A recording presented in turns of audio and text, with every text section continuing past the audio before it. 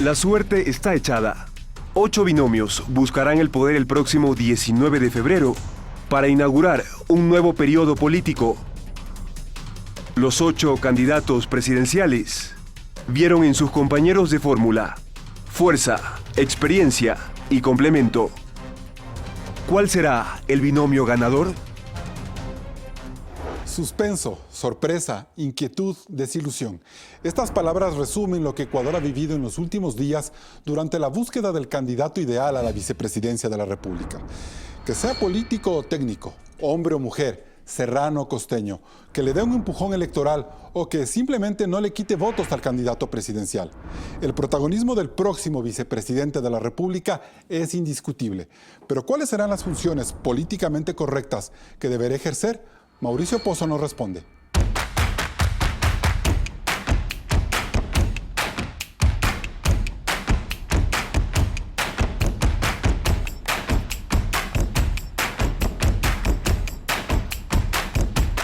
Hoy nos acompaña Mauricio Pozo, candidato a la vicepresidencia de la República por el Partido Social Cristiano Madera de Guerrero.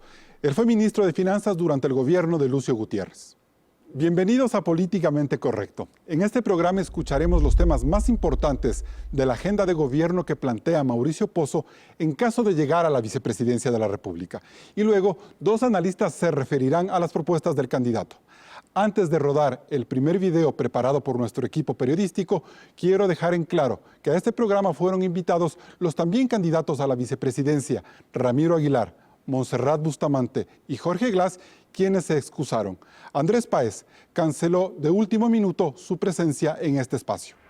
Concluida la inscripción de candidaturas, la papeleta electoral para los comicios del 19 de febrero se completó con 8 binomios. Lenín Moreno irá acompañado del actual vicepresidente Jorge Glass, quien tiene un perfil técnico y político. Alianza País propuso este nombre y Lenín Moreno lo aceptó. El candidato de Creo, Guillermo Lasso, escogió al asambleísta Andrés Páez como su compañero de fórmula. Páez tiene experiencia política y un perfil de fuerte opositor al oficialismo. El Partido Social Cristiano optó por el binomio Cynthia Viteri-Mauricio Pozo. El candidato vicepresidencial pone énfasis al tema económico. La guayaquileña Montserrat Bustamante estará en la papeleta junto a Paco Moncayo, candidato del Acuerdo Nacional por el Cambio. Bustamante es una académica sin experiencia política. Dalo Bucaram optó también por un político quiteño experimentado. Ramiro Aguilar fue uno de los principales rostros de la oposición en la Asamblea. Iván Espinel, el candidato de Fuerza Compromiso Social, completó su fórmula con Doris Quirós. La decisión fue tomada por la asamblea de ese movimiento, que encontró en esta médica quiteña el complemento para el joven aspirante a la presidencia.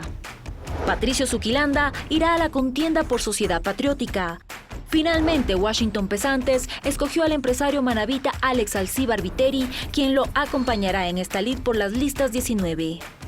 El debate de hoy es muy importante porque un vicepresidente tiene en el Ecuador grandes oportunidades de llegar al poder vía sucesión. En la toma cenital que mostramos a continuación, vemos que de los 37 años de democracia, los vicepresidentes han gobernado 8 años, sin contar con el año y medio del interinazgo de Fabián Alarcón. Osvaldo Hurtado estuvo en el poder 3 años y 3 meses después de la muerte de Jaime Roldós. Rosalía Arteaga estuvo apenas 3 días en el poder tras la caída de Abdalá Bucaram.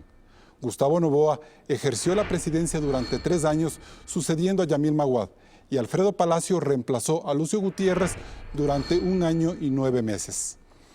Economista Pozo, dadas estas cifras y la importancia que tiene en el Ecuador un vicepresidente de la República, ¿podemos saber qué tipo de acuerdos políticos le permitieron a usted haber aceptado la candidatura con Cynthia Viteri?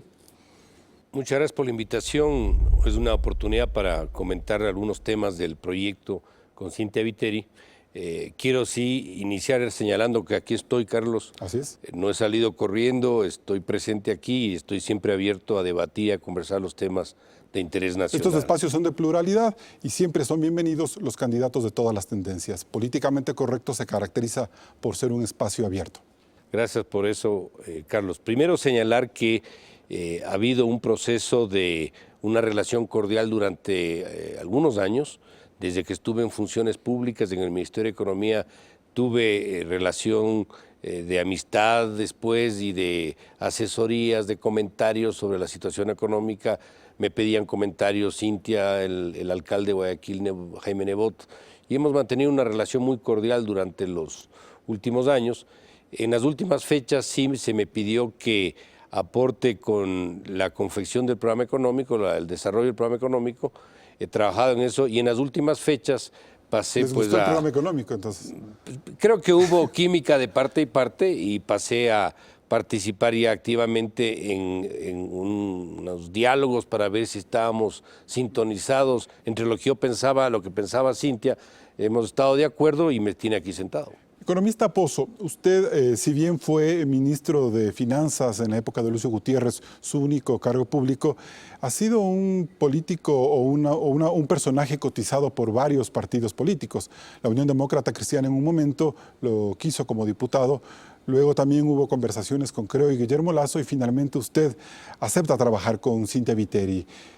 ¿Qué le permitió acercarse a la candidata social cristiana? Bueno, realmente un acercamiento por parte de ellos.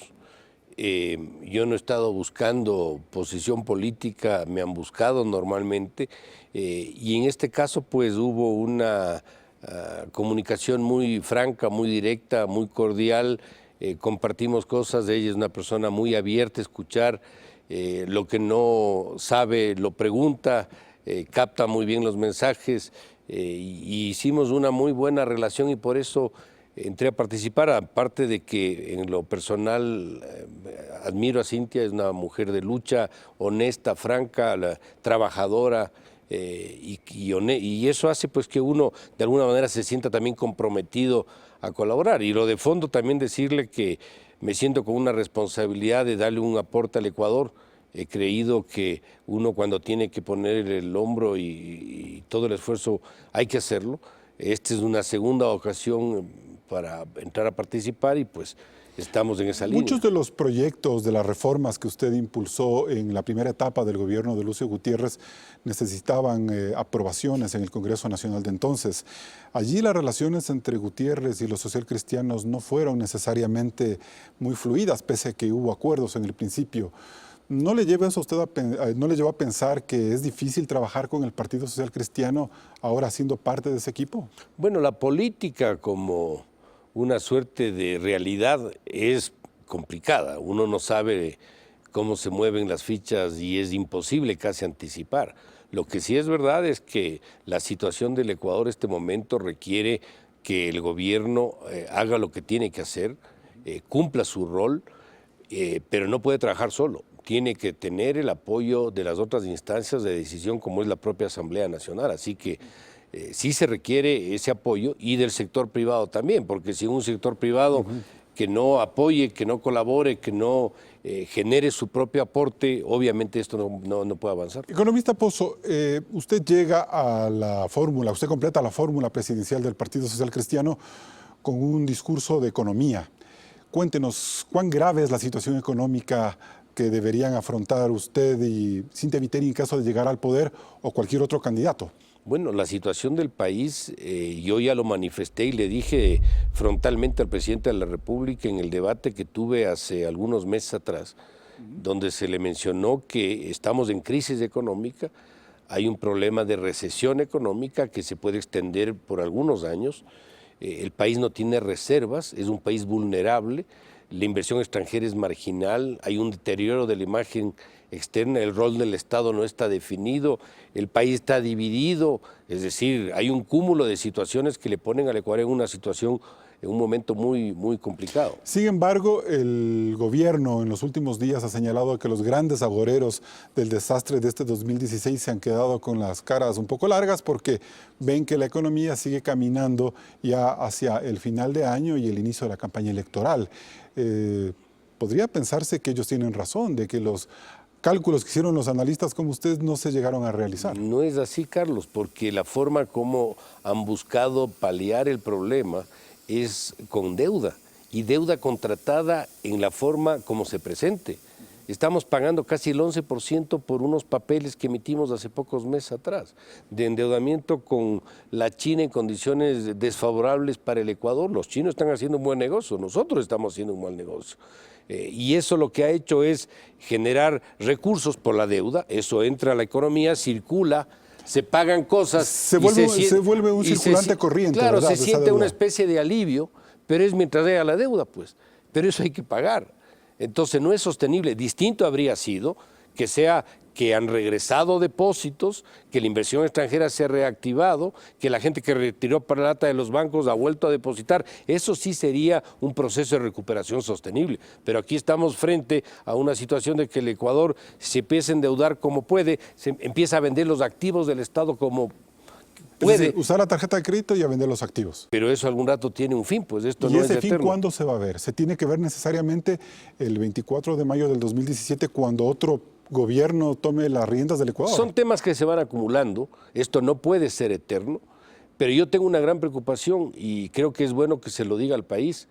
Yo no estoy seguro si la situación actual del Ecuador es como está, que es mala, o es peor. ¿Y por qué digo que es peor? Porque yo tengo serias dudas de que conocemos toda la realidad. Ya. Yo creo que hay información que no se conoce, solamente doy dos fichas. Dos señales claras.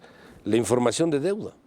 ¿Quién conoce los contratos de endeudamiento, por ejemplo, de las ventas anticipadas? Nadie conoce, yo al menos no lo conozco. Lo que se sabe es lo que está en la prensa, en los medios. ¿Qué compromisos ha asumido el Ecuador?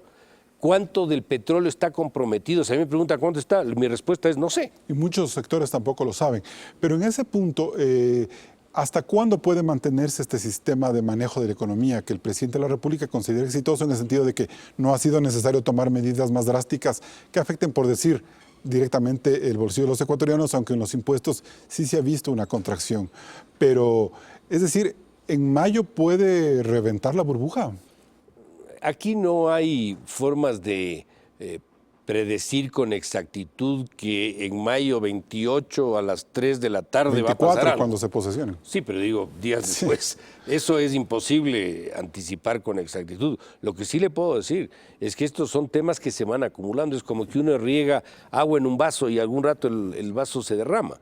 Y en ese proceso estamos. ¿Cómo estamos con eso? Más deuda, más deuda, más deuda para tratar de solventar la situación. Es un efecto, imagen, es una ilusión. Y esa imagen, que tenemos. ¿cómo se haría realidad? Es decir, ¿cómo se vería ya la magnitud de la crisis del momento que se volviera insostenible? El momento en que ya no haya cómo levantar más fondos y empiecen a acumularse más obligaciones. O sea, sueldos pendientes. Asignaciones de gobiernos seccionales, imposibilidad de pagar sueldos, no pagan a contratistas, no resuelven los problemas de los atrasos, no pagan la deuda que se está venciendo, que vale la pena poner como paréntesis, se está pagando más por deuda ahora que por educación y salud. Yo no sé dónde queda el mensaje de primero el hombre y después el capital. Aquí está clarito, primero el capital y después la persona, con las cifras del propio gobierno. Así que esto es un tema que se va acumulando, por eso es que la realidad con la que nos vamos a encontrar es una realidad complicada que va a requerir un tratamiento, yo diría, de balancear entre ordenar el sector público, las finanzas del Estado y darle oxígeno al sector privado, porque tampoco uno puede llegar a frenar todo, a ajustar todo, porque le quiebra la economía, pues el remedio resulta peor que la enfermedad. Podría ser muy probable que el próximo gobierno, cuando tome posesión, sean ustedes o sea cualquier otro presidente, incluso el mismo Lenín Moreno, va a tener la necesidad de pagar sueldos y todos esos atrasos. Es decir, ¿usted cree que esa acumulación se dé para el próximo gobierno y que las primeras medidas que ustedes tengan que tomar se vean enfocadas necesariamente a solucionar pago de sueldos al sector público, gobiernos seccionales, otro tipo de obligaciones? Bueno, ya hay atrasos ahora. Recuerde que hay atrasos por alrededor de 2.000 millones de dólares. Hay compromisos que se están presentando, por ejemplo, por fallos no presupuestados en arbitrajes internacionales. Que estos ya se acaban el próximo año, ha dicho el gobierno. Eso no estaba en el presupuesto, lo de la OXI, son cerca de 1.000 millones de dólares. Y así empiezan a reventar cosas. El tema de la Chevron, el tema de los vencimientos de los bonos, de la plata que le pidió el gobierno al Banco Central y le prestó la plata que no era del gobierno. Era de los bancos, era de la seguridad social, es decir, de los afiliados, etcétera. Todo eso se va venciendo y eso hay que pagar. Y si yo quiero recuperar confianza, ¿qué tengo que hacer? Ordenar la casa, pues, y pagarlo atrasado. ¿Y Si esa no, no casa por recupero. dónde empieza? ¿Por la receta que ustedes aplicaron con Lucio Gutiérrez en el año 2003, economista? Uno aprende, Carlos, si me disculpa, a que no hay cómo replicar ni clonar las realidades a lo largo del tiempo. No es la economía ecuatoriana la del 2003, la del 2016 y en este caso Ni el FMI 2017. es el mismo del 2003. Los organismos tienen otra forma de manejar las cosas ahora y tienen una óptica distinta por todo lo que ha pasado en el mundo en general. Ya no es el Fondo Monetario hoy el que fue en el pasado, pero lo que sí vamos a requerir es un acuerdo internacional global y amplio con el entorno que nos interesa, es decir, gobiernos de países amigos, inversionistas, todo lo que tiene que ver con multilaterales, de tal suerte de poderle dar un espectro de recursos amplio y sostenible a la economía. Aquí no se trata de pensar que va a haber un acuerdo o no. Nosotros vamos a preparar un programa económico que ya lo tenemos bastante terminado. Ese programa va a ser nuestro producto de venta al mercado internacional. Esto es lo que hemos hecho. ¿Confía en nosotros o no confía en nosotros? Ah, sí confía en nosotros, entonces vengan los recursos. ¿Ese programa empezaría, por ejemplo, por la necesidad de sacar a gente del sector público, economista? No, el sector público... Pero si tiene que pagar atrasos... Es que, aclaremos, el sector público tiene un gran problema, que el rol del Estado no está definido. ¿Para qué está el Estado? Para seguridad, para educación, para salud, para justicia. Y para eso hay mucha gente que está trabajando en el sector Por público supuesto, y que el gobierno ha dicho que se vuelve necesario Pero y por quizás es supuesto, importante pero que se por mantengan. supuesto, ese personal que tenga la más absoluta seguridad de que va a mantener sus posiciones. ¿Y cómo les va a pagar a Pero ellos el sueldo? con los recursos ordenados del manejo fiscal. Una vez que he podido atender los atrasos en base a apoyo internacional y una vez que ordene y delimite cuál es el rol del Estado, el Estado no puede estar con una importadora pública, con una farmacéutica pública, con medios de comunicación públicos. Ese gasto es precisamente lo que ha llevado a donde Ese hemos gasto y llegado. ese personal que está ahí. Sí, pero el momento que usted delega, por ejemplo, proyectos, megaproyectos, carreteras, hidroeléctricas al sector privado vía concesiones, vía figuras de alianzas, el que pone el cheque no es el Estado, el que pone el cheque es del sector privado y usted ahí libera recursos, ¿para qué? Para dedicarse a lo que tiene que dedicarse, a salud, a educación, a seguridad, a justicia. Y esa es la forma de ir poco a poco ordenando la casa al tiempo de recibir los recursos y poderle dar oxígeno al sector privado. Bien, nosotros continuamos luego de este primer corte comercial con el economista Mauricio Pozo en Políticamente Correcto. Un expresidente de la República y un ex vicepresidente hablan de lo complejas que son las relaciones entre mandatarios. ¿Quieres saber quiénes son? Siga en Políticamente Correcto.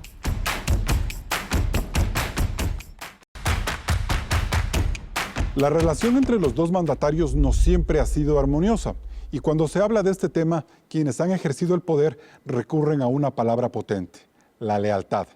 Veamos el siguiente video.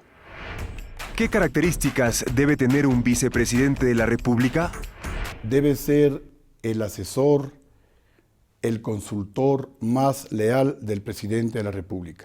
Lo que jamás debe ser el vicepresidente de la República, lo que decía nuestro presidente Velasco Ibarra, un permanente conspirador a sueldo. Con estas dos características, vocación de servicio y ser un hombre culto, nace el tercer rasgo fundamental de un magistrado, saber mandar. ¿El rol del vicepresidente debe ser político o técnico? El vicepresidente debe tener un área específica y también debería estar apoyándole al presidente de la República en las decisiones políticas que realice. Yo no creo en la profesión de político. Yo creo que todos los ciudadanos de una nación, los 14 millones de ecuatorianos, deben irse preparando siempre para ejercer la función pública cuando le toque. ¿Qué papel juega el candidato a la vicepresidencia en una campaña electoral? Es el presidente el que lleva, digamos, el norte de la campaña. Y el vicepresidente siempre debe estar aportando y en lo posible sumarle votos al presidente, pero por lo menos no restarle votos.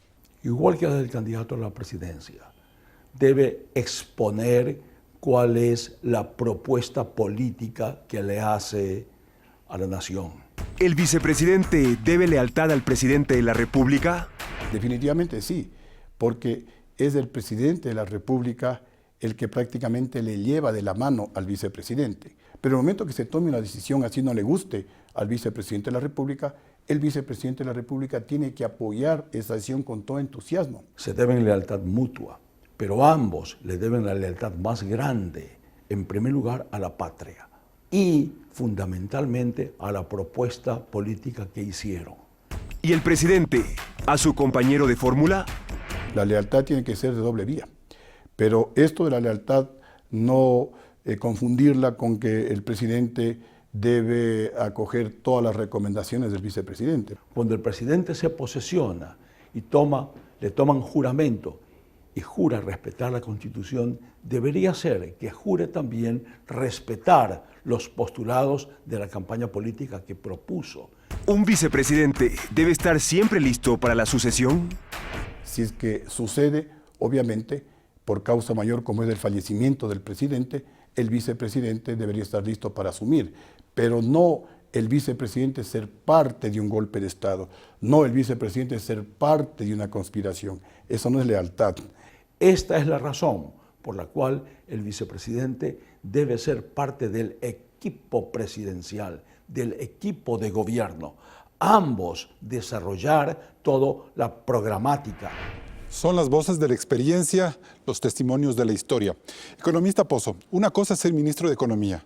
Si el gobierno no acata las disposiciones técnicas, muchas veces ortodoxas, que tienen que dar los economistas para llevar adelante un programa económico, renuncia y se va.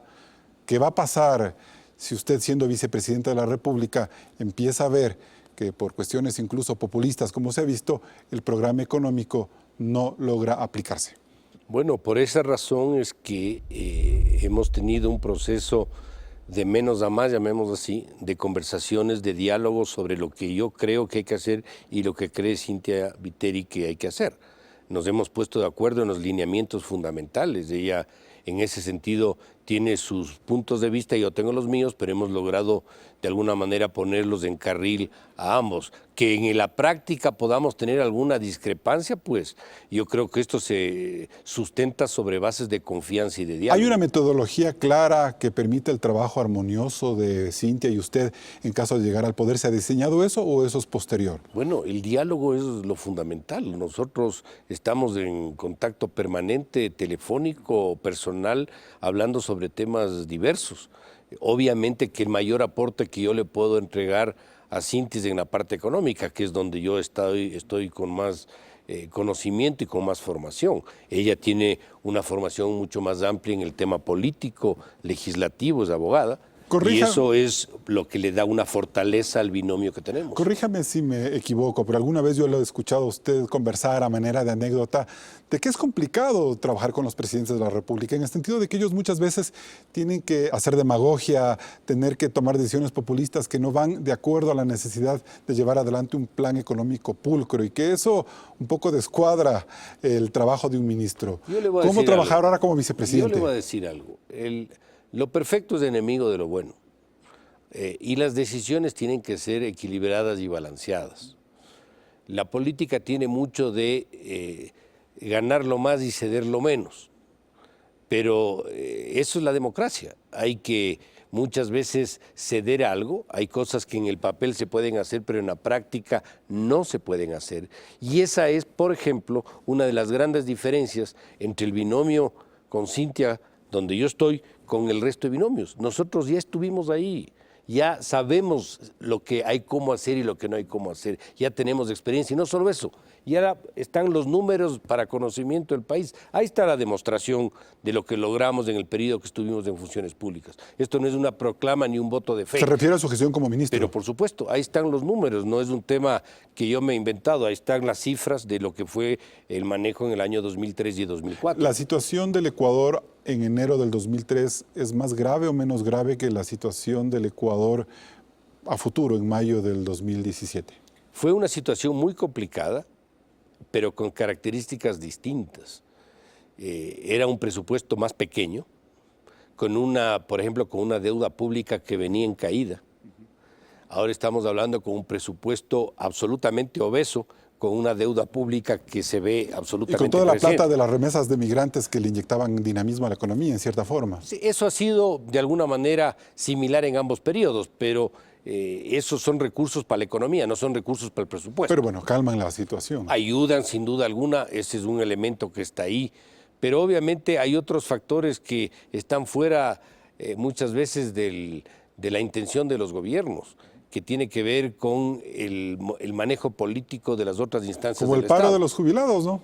Es un tema complicado. Fíjese, ahí, por ejemplo, hay un tema que vale la pena aclarar. Ese precipitó su salida, ¿verdad? Ese paro de No, jubilados. en de IES. absoluto, no, yo no salí por eso. Yo salí porque yo ya tenía un periodo muy largo y yo creí que era importante refrescar el visor de la parte económica. 1 año y medio estuvo usted. Estuve 1 año, 6 meses. En el 1 de junio del 2004 yo me retiré, el día, por cierto, de Miss Universo. Ese día yo me retiré.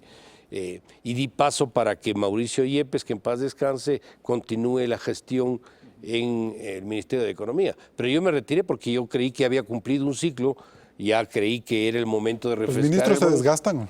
Bueno, todos se desgastan, los los gobiernos se vicepresidentes? desgastan, todos nos desgastamos, por eso hay que tratar de hacer todo a su tiempo y en el momento oportuno.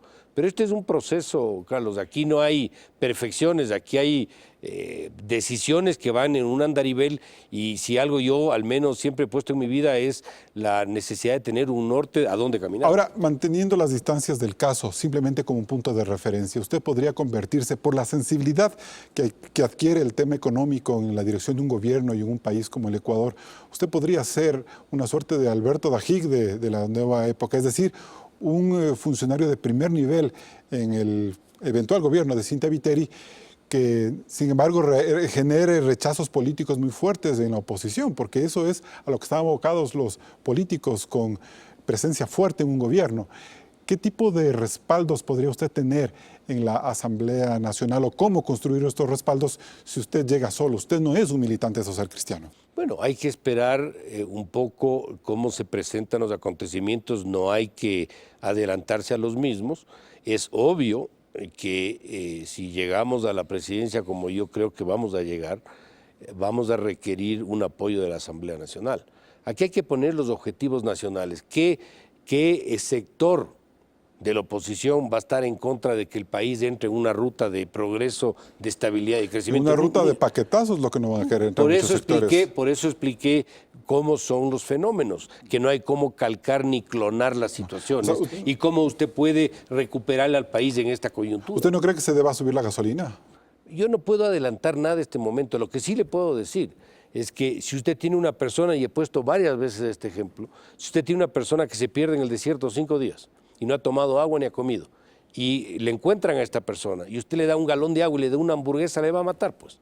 Tiene que darle un proceso gradual para que se vaya recuperando. Usted no puede en una situación de una recesión económica grave y larga como la que tenemos, con todos los desequilibrios, llegar a ajustar por todo lado porque el remedio va a terminar peor que la enfermedad. Tiene que ordenar, como expliqué, el tema del sector público y empezar a darle respaldo, oxígeno al sector privado vía baja de impuestos, vía baja de producción, vía baja de los costos de tramitología. Ahí sí no se va a etcétera. parecer Alberto Dajig, entonces. No, yo tengo rostro humano para las decisiones y cada cual tiene su visión de las Para cosas. ser un pero algo he gradualista. aprendido en los últimos años, que es que hay cosas que se pueden hacer y que no se pueden hacer. Y sobre todo, cuál es la sensación de la actividad privada ante las decisiones públicas.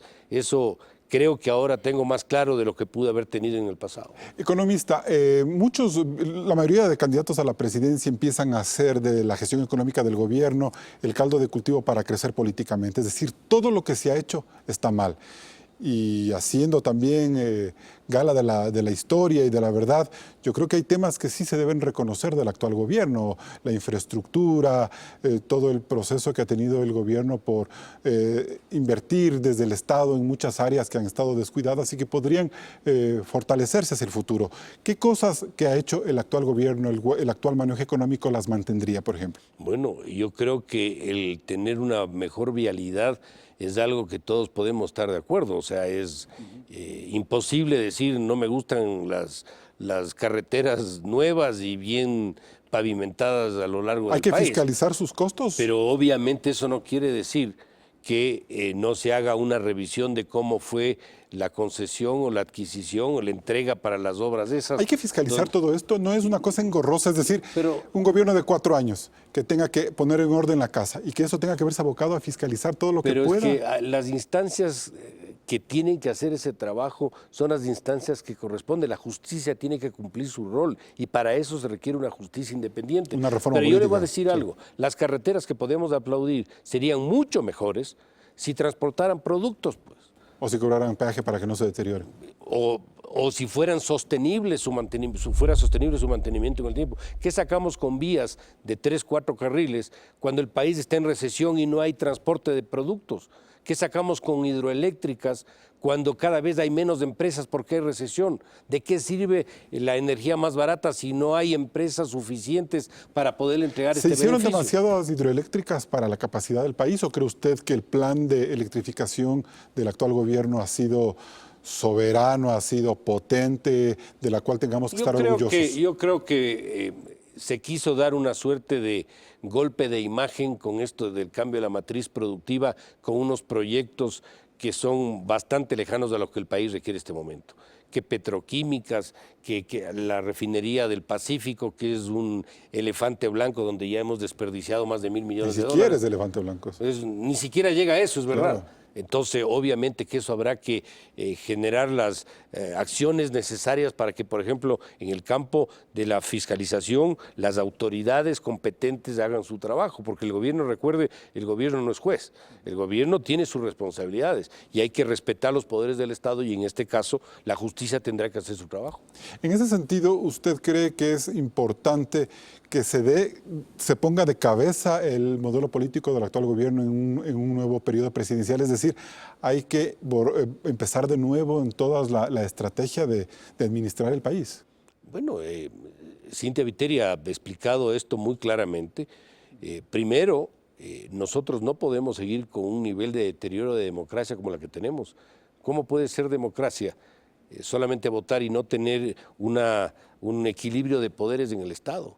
¿Cómo puede ser democracia cuando tenemos un quinto poder que elige autoridades de control que son sumisas al poder central? Eso no es democracia, eso no es equilibrio de poderes. Cuando la justicia no es independiente, cuando cualquier proceso de disputa entre el sector privado y el sector público siempre gana el sector público porque el Estado está en contra. Y si la asamblea, esas cosas no se pueden permitir. del próximo periodo sale muy fraccionada y a ustedes les toca estar sufriendo por tener mayorías móviles, mayorías coyunturales para poder sacar adelante los proyectos. Hay que ver qué pasa, no nos adelantemos, Carlos. ¿No han hecho cálculos? Yo creería y tengo fe de que la crisis económica que les está golpeando a todos los ecuatorianos va a ser lo suficientemente expresiva, llamemos, para que los partidos de oposición tengan una posición única para poder hacer frente a la realidad que tenemos. Antes de irnos a un nuevo corte comercial, economista Pozo, cuénteme, ¿qué significa para usted la lealtad como para cerrar con el video que vimos al inicio de este espacio? Bueno, la lealtad es confianza, la lealtad es comunicación, la lealtad es respeto, la lealtad es franqueza. Eso es lealtad y cada cual en su rol. Yo estoy trabajando en esta campaña para ser vicepresidente de la República, no para ser presidente de la República. Yo respetaré todo lo que tenga que ver con la presidencia, pero eso siempre se sustenta en una base de confianza y de diálogo, y eso es lo que creo que existe. ¿Hablaron de Jaime Nebot con Cynthia Viteri en este eventual Jaime gobierno? Nebot es una figura nacional. Con mucha influencia. Con influencia a nivel nacional, es una persona muy reconocida, yo le tengo un gran respeto, tenemos una muy buena relación, pero quien va a ser presidente de la República es Cynthia Viteri y ella va a tomar las decisiones que tenga que tomar con el apoyo, la confianza y el trabajo que yo voy a desempeñar. Bien, nosotros nos vamos a un nuevo corte comercial. Sigue en Políticamente Correcto. Sigue este debate también a través de la cuenta de Twitter @políticacorrecta. Regresamos con más.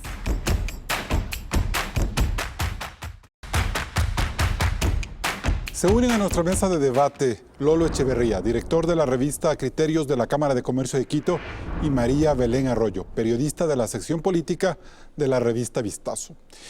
Y mucho se ha hablado en el inicio de este proceso electoral de que los votantes jóvenes van a tener un peso importante. Si partimos del hecho de que el 35% del padrón electoral está conformado por ecuatorianos de entre 16 y 29 años. Estamos hablando de una población de casi 4,5 millones de habitantes. Según Cedatos, en su encuesta del 28 de octubre, el 52% de los jóvenes de entre 16 y 25 años sí está interesado en las elecciones. Pero resulta que ese mismo porcentaje, es decir, ese 52%, no ha decidido todavía por quién votar. María Belén Arroyo, ¿cómo estás? Carlos, ¿cómo Cuéntanos, estás? ¿ves tú en la propuesta de los candidatos en general y de Mauricio Pozo en particular puntos que pudieran enganchar a ese votante joven, que pudieran llamar la atención, a pesar de que el tema económico afecta a todos y Mauricio Pozo enarbola esa bandera? Así es. Gracias por esta invitación. Buenos días con todos. Tendría estas inquietudes. Pensemos en un ecuatoriano de 18 años, los 10 últimos años de su vida, aquellos en los que ha tenido conciencia de su realidad, en el mejor de los casos, porque un adolescente tiene muchas inquietudes y de todo tipo. Pero este joven ha crecido con un discurso uniforme y homogeneizante, el de la Revolución Ciudadana, ese que le dice todo lo que está en el pasado era peor. Mi pregunta, mi duda, y en esto siento que todavía nos falta proponer, falta clarificar la propuesta de este binomio. ¿Cómo se va a articular este joven de 18 años a la propuesta, a la oferta laboral? Entendiendo que en datos de inicios de este año había un universo de 350,000 desempleados, de ellos 140,000 jóvenes de 18 a 24 años. Primer punto. Primera pregunta que tengo yo y que quisiera plantear. La oferta del binomio que usted representa, economista, que habla de crear 200,000 fuentes de empleo, uno, ¿a qué costo? ¿Al de la precarización? ¿Al este mecanismo perverso de crear fuentes de empleo en condiciones precarias, precarizadas para el trabajador? Y dos, ¿cómo esto involucra a la población joven que está terminando el colegio?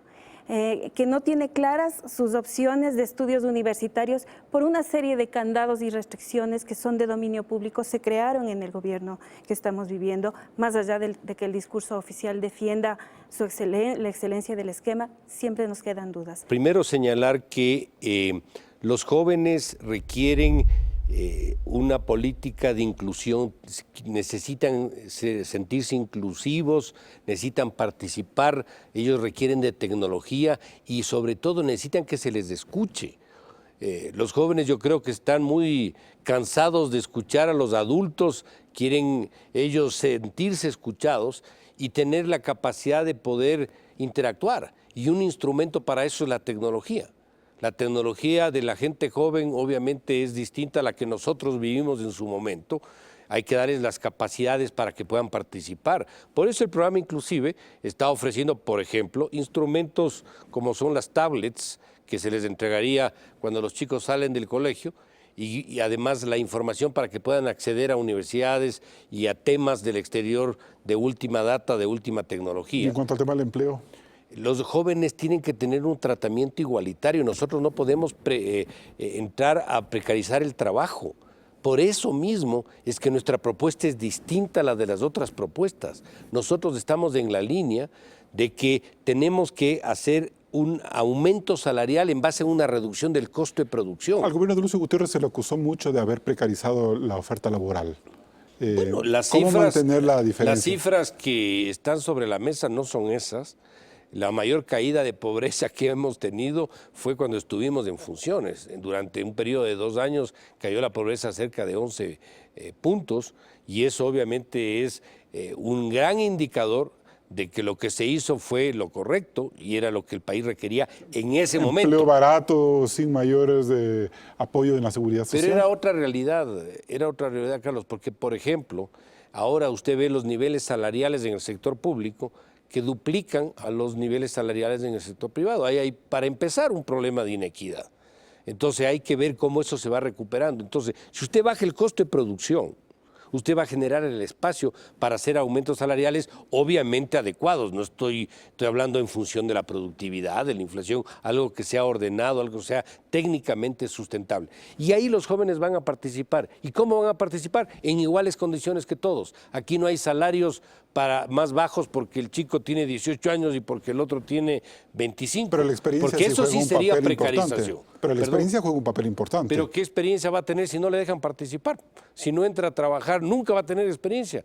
El muchacho tiene que entrar a trabajar en iguales condiciones que todos. Por eso es que buscamos un esquema, además, donde pueda libremente escoger el número de horas de trabajo de común acuerdo con el empleador, que es parte de la propuesta que estamos planteando. Sin duda alguna hay que hacer una reforma, yo le llamaría un sistema mucho más moderno del mercado laboral, porque como vamos precisamente en contra del tema del empleo. El tema de salarios está concatenado al tema de cómo se contratan entre el empleador y el trabajador. Hay que buscar un sistema mucho más moderno que permita suplir estos problemas reales que estamos viendo. Los chicos que son estudiantes capaz no pueden trabajar 8 horas.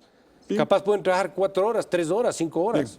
Licenciado Echeverría, cuéntenos, ¿usted ve que hay coincidencias en la propuesta un tanto política de solucionar la economía, como lo plantea Cynthia Viteri, y el manejo ya más técnico de Mauricio Pozo? ¿Se pueden compaginar? No es tan fácil, yo encuentro un poco difícil porque todos hablan del cambio de modelo económico. Pero no se define con claridad en qué consiste ese modelo económico nuevo, ni tampoco las facilidades que haya para ese cambio. Dadas las restricciones que impone la Constitución, las leyes y las prácticas sobre todo, porque llevamos una década de un modelo económico diferente. En los últimos años se ha perdido ya la noción de izquierda y de derecha, ahora se habla más bien una lógica de arriba y abajo.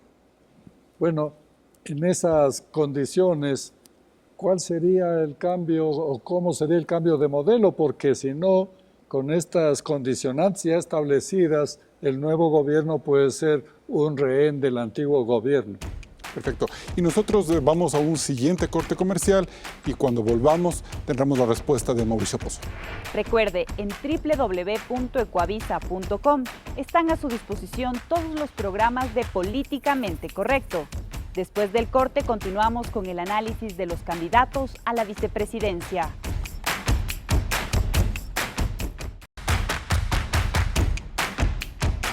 Gracias por seguir con nosotros en Políticamente Correcto. Economista Pozo, la respuesta, por favor, a Lolo Echeverría.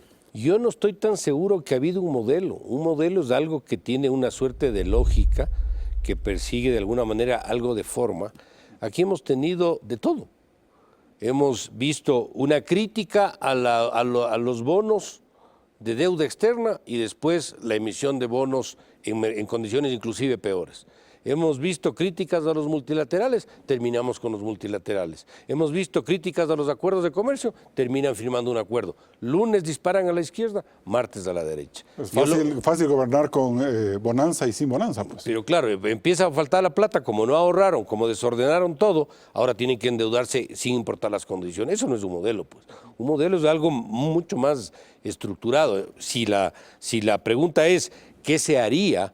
Precisamente hacer un programa económico que genere confianza, que genere credibilidad, que genere un norte, arreglando la casa, mejorando las relaciones internacionales, dándole al rol del Estado lo que corresponde, de tal suerte de que haya las reglas claras y el sector privado pueda invertir. ¿Y la posibilidad de meterse en una engorrosa reforma política para mejorar esos cimientos económicos no es muy grave? Hay decisiones que están en poder del Ejecutivo. Hay otras que van a requerir, obviamente, el concurso de la Asamblea y habrá otras que eventualmente van a demandar una consulta popular, porque hay algunas decisiones que van a tener que hacerse. ¿En el plano económico cuál, por ejemplo? Por ejemplo, todo lo que tiene que ver con los organismos de control. Usted no puede tener organismos de control sumisos al poder central y para eso tiene que eliminar el famoso quinto poder y para eso requiere probablemente a través... Eso habrá que ver, yo no soy abogado, pero probablemente se lo tenga que hacer a través de una consulta popular. En esa línea estamos trabajando y Cynthia Viteri participa de decidir. Perfecto. María Belén. Economista, usted se refirió a los créditos de origen chino, habló de la falta de transparencia. Quisiera saber si aquello implica que en el evento de ustedes llegar al poder, promoverían la transparencia de estos procesos de endeudamiento. 2, unos procesos de reingeniería y de refinanciación para entender que sean en condiciones más favorables para nosotros como el país beneficiario de los créditos. Y en segundo lugar, ¿qué política va a tener en el evento de llegar al gobierno respecto de proyectos de extracción de recursos naturales que en nuestra Amazonía está realizando China a través de empresas estatales y privadas. Me refiero a la primera mina de explotación a cielo abierto en Amazonía Centro-Sur. Y me refiero a los bloques 79 y 83 que están concesionados a una empresa. Antes de darle el paso al economista Pozo, una pregunta adicional del licenciado Echeverría. Sí, me gustaría muy concretamente preguntarle si no le asusta como economista y considerando que las condiciones económicas del país pueden ser, como dijo, incluso peores de las que aparentan, si no le asusta escuchar a la candidata a la presidencia que va a bajar los impuestos, que va a subir los salarios. ¿Es eso realmente viable? Es políticamente pues, correcto. Exactamente. Economista Pozo. Bueno, primero para la parte inicial, nosotros tenemos planteado la creación de una comisión de renegociación, refinanciamiento de la deuda pública, externa sobre todo, y ahí hay que darle el tratamiento que corresponde a cada segmento. Hay deuda con multilaterales a plazos largos, a tasas bajas, ahí no hay que hacer nada. Hay deuda que tiene que ser transparentada, como son las obligaciones de ventas anticipadas con la China, que habrá que ver en qué condiciones se contrató para buscar un proceso de renegociación. Hay la deuda de los bonos que están a tasas del 11%, ahí habrá que buscar un reemplazo con otros bonos que permitan plazos más largos, tasas de interés más bajas. Todo eso se hace con un programa económico que genere confianza y se pueda vender. ¿Declarar una moratoria mercados. a China? Jamás.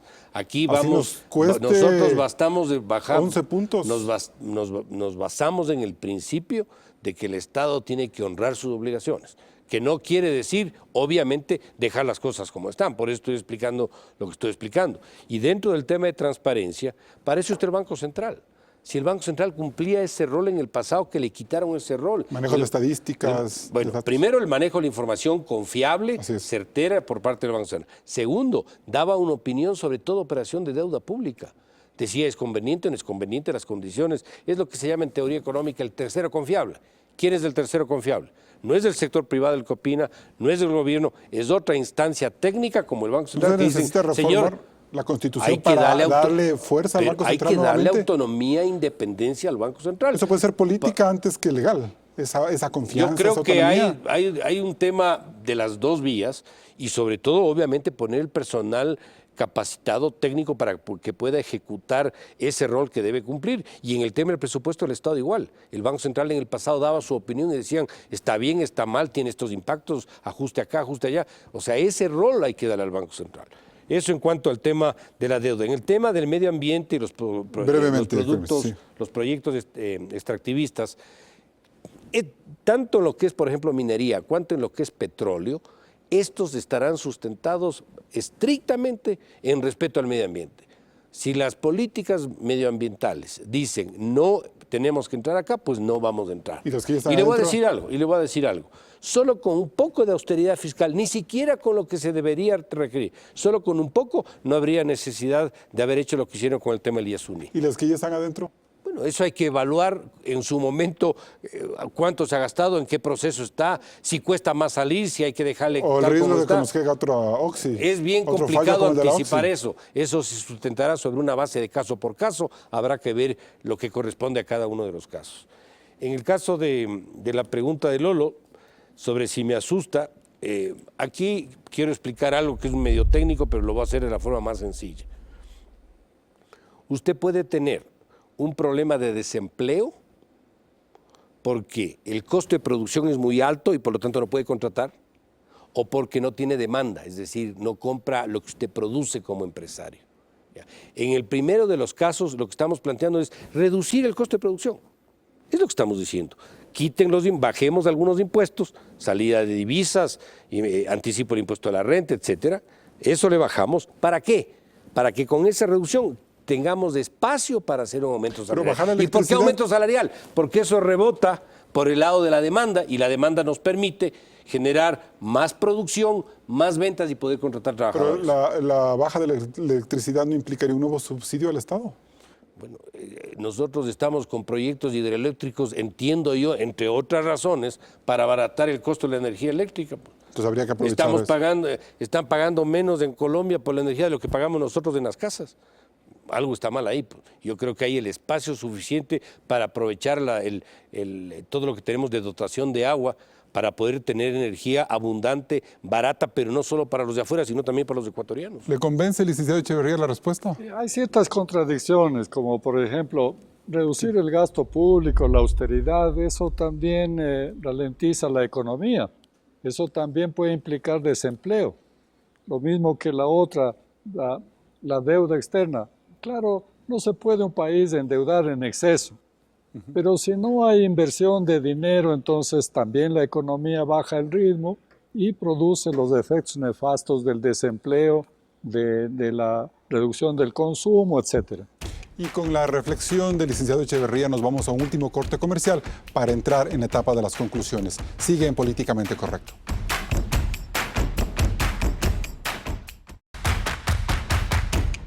Cerramos este programa con las conclusiones de nuestros invitados. María Belén Arroyo, ¿es políticamente correcta la candidatura de Mauricio Pozo a la vicepresidencia de la República? Quedan dudas, Carlos. Es un plan que se viene trabajando, que está liderado por un economista, es un plan que se muestra como muy auspicioso. Todavía no sabemos la magnitud y del estado de las cosas en que va a recibir este binomio de ganar la economía nacional, cómo va a encontrar el país. No sabemos si nos van a decir, a la luz de la realidad, los créditos chinos son más graves de lo que nos habían informado. Usted mismo admitió que no se conoce cuál es el nivel de recursos endeudados en cuanto a operaciones de crudo. Eso sí nos deja dudas. No podemos decir tajantemente que ustedes lleguen al poder y nos digan, señores, bienvenido el paquetazo. Eso todavía es una duda. Licenciado Echeverría, su conclusión. Me parece el binomio mejor estructurado en el sentido de que tiene fortaleza política y fortaleza económica. Y también la propuesta de reducir el estatismo que hemos vivido durante esta década y volver a la empresa privada, que es la que genera bienes y servicios, genera empleo y genera recursos inclusive para el gobierno. Finalmente, economista Pozo, ¿cuál debe ser la agenda políticamente correcta del próximo vicepresidente de la República? En el caso de mi participación, pues yo tendré un concurso más directo en el área económica, estaré encargado de coordinar el equipo económico y sobre esa base un programa que genere la confianza necesaria para que la inversión pueda producirse y de esta manera alcanzar el objetivo principal del programa, que es recuperar las plazas de empleo perdidas y ofrecer otras nuevas para poder resolver el progreso y el avance del programa económico y del gobierno. A la fórmula presidencial que gane las próximas elecciones no le espera un gobierno fácil. La necesidad de una reforma política y de un golpe de timón en la economía marcarán el ritmo de los próximos mandatarios. El papel del vicepresidente será fundamental, no solo para impulsar las áreas de especialidad que están a su cargo, sino que también debe defender en gran medida la estabilidad política y la gobernabilidad del régimen. Gracias por acompañarnos. Esto es Políticamente Correcto. Recuerde que todos los programas de Políticamente Correcto los puede encontrar en www.ecoavisa.com. Hasta el próximo domingo a las 11:30.